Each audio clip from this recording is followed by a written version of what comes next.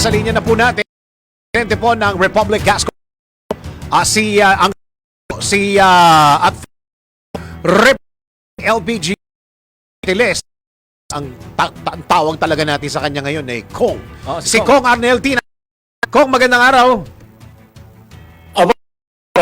Kami po napatawag, Kong, dahil may kalat na balita, ang presyo daw ng LPG ngayon 5,000. Baka po yung 50 kilogram, yung malaking tangke.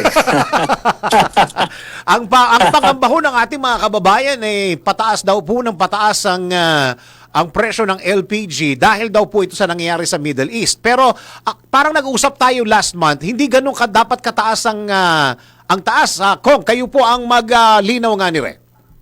Apo, sa kasalukuyan today, as of today po, ang SRP na dapat po nilang makita at kung tumaas pa po ito doon sa babanggitin kong presyo ngayon, pwede na po nilang ireklamo sa PNP, sa barangay, or sa Department of Energy. Ang SRP po today is 1,350 to as high as 1,400. Yan po ang dapat na suggested retail price. Yun po yung range. Yung range 1,350 sa Luzon. Opo, 1,350 up to 1,400. Yun yung sinasabi nyo, Kong. Opo. Tama po. Yan po yung price po dapat ngayong araw na ito.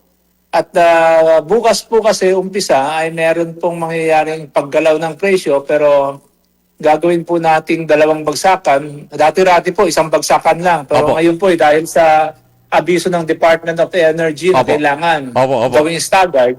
So bukas, tataas po tayo ng another 5 pesos per kilo or 55 pesos bawat tangke. At pagkatapos po ng isang linggo, another 5 pesos. So dalawang sigwada pala ito, dalawang installment, Kong. Opo, tama po. Yung pinag-uusapan ho ba nating presyo, Kong, ay nationwide po ba ito o pwedeng magkaroon ng diferensya pagdating sa Visayas at Mindanao? Opo, sa Luzon wide po ito nabanggit ko kaninang presyo pagdating po ng Visayas at Mindanao. Dahil mas malayo po yung mga kailangan na i-transport, umaabot po yan ng mas mataas ng 100 hanggang 150 pesos. Iyon. Okay, Kong, kayo na rin nga ho ang magpaliwanag dahil ang tanong ng mga kababayan natin, bakit daw kailangan magtaas kung yan daw po ay inventory stock? Yan po yung isang pagkakaiba namin sa gasolina at diesel. Ang gasolina at diesel po kasi lingguhan ang kanilang pagprepresyo. Kaya hindi maiwasan na yung tinatawag nilang replacement stock ang pricing nila.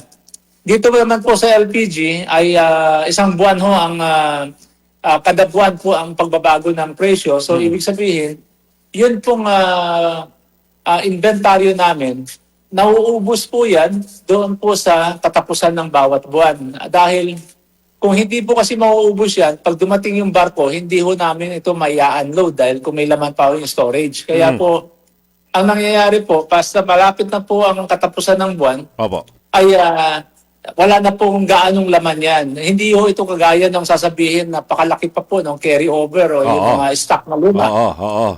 In fact, itong Marso, dahil po sa laki ng iginalaw ng presyo, kung inyo po matatandaan ay ang anunsyo namin noong March 1 hanggang March 25, wala pong nangyaring paggalaw kahit po tuloy-tuloy na tumataas ang petrolyo.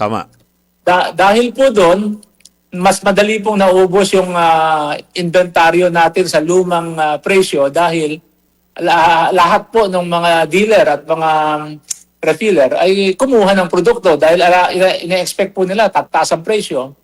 So, yung mga LPG terminal ay ang mga lumang stock nila ay naubos po noong March 26 hanggang March 27.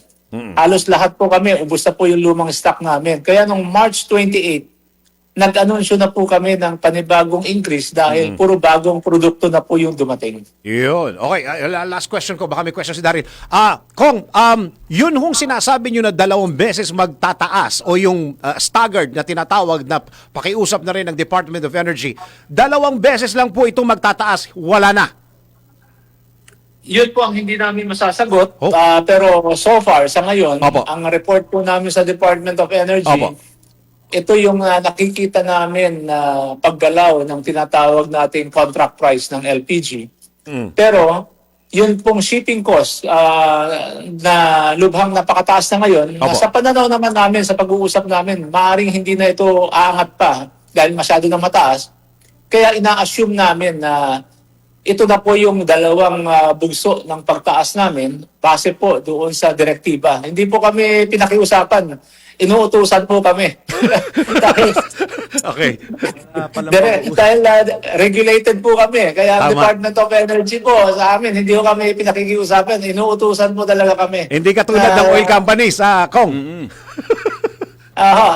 Sa gasolina, pwede ko sila makiusap doon. Pero sa LPG, hindi. Inuutusan po talaga kami. Yeah.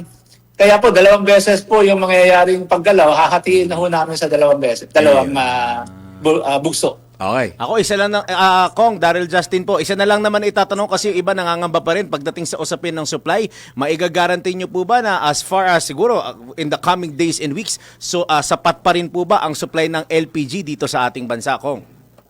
Opo, kagaya pa rin ho ng aking sasabihin, kami po ay binigyan ng order ng Department of Energy na siguraduhin meron po tayong supply hanggang ang order po ngayon 60 days na dapat meron. Pero as of now, ang may re-report ko po is hanggang 40 days meron po tayo.